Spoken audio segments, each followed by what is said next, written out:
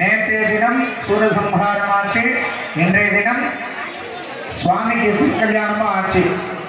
அதே ஆனந்தத்தோட விரதம் இருந்த அத்தனை பேருடைய வீட்டு வாசலுக்கும் வீதி உலா வர போறார். யாரு? நம்ம சிவசுப்பிரமணிய சுவாமி தம்பதி சமேதமா கல்யாணம் ஆனதோட வீதி உலா வர போறாரு. எல்லாரும் அவங்கவுங்க வீட்டு வாசல்ல நல்லா ஜலம் தெளிச்சு கோலம் போட்டு தேங்காய் பழம் வெத்தலை பாக்கு பூவு மாலை உங்களால் என்ன முடியுமோ எல்லாமே எடுத்து ரெடியாக வச்சுக்கோங்க. மறக்காம ஆரத்தியும் எடுத்து வச்சுக்கோங்க. அதாவது நம்ம வீட்டுக்கு கல்யாணம் பொண்ணு மாப்பிள்ளை வந்தால் நம்ம என்ன பண்ணுவோம்? ஆரத்தி எடுப்போமா இல்லையா? அந்த மாதிரி எல்லாரும் ஆரத்தி எடுங்க. ஏன்னா பகவானுக்கு ஆரத்தி எடுக்கிறது ரொம்ப புண்ணியம். அதனால அவங்கவுங்க செப்பரேட்டா அவங்கவுங்க வீட்டு வாசல்ல ஆரத்தி எடுத்து வச்சுக்கோங்க. வந்ததுமே ஆரத்தி எடுத்து வரவேறுங்க. அதுக்கப்புறம் தேங்காய் பழம் உடச்சி வச்சு சாமி கும்பிடுங்க. சரியா?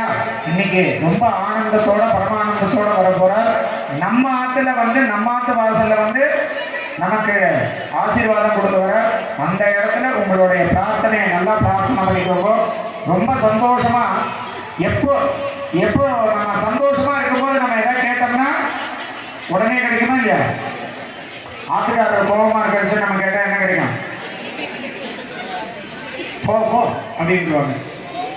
இதே ஆத்துக்காரரு பரம சந்தோஷமா இருக்கிறாரு, அப்ப போய் 5000 ரூபாய் பொருள் கேட்டாலும் ஜஸ்ட் லைக் தட் அப்படியே எடுத்து கொடுத்துருவாரு.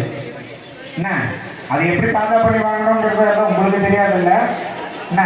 அது போல சுவாமி அம்பாள் இன்னைக்கு சந்தோஷத்தோட எல்லாரும் திருவீதி உள்ளவரா.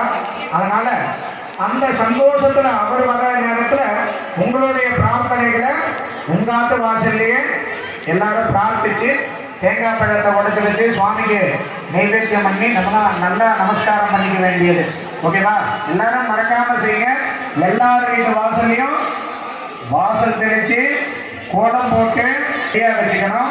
தேங்காய் பழத்தை நீங்க என்ன செய்றீங்களோ உங்க வீட்டு வழக்கம் எப்படியோ அது போல எல்லாமே நல்லா திவ்யமா ரெடி பண்ணி வச்சுக்கோங்க. ஓகேவா?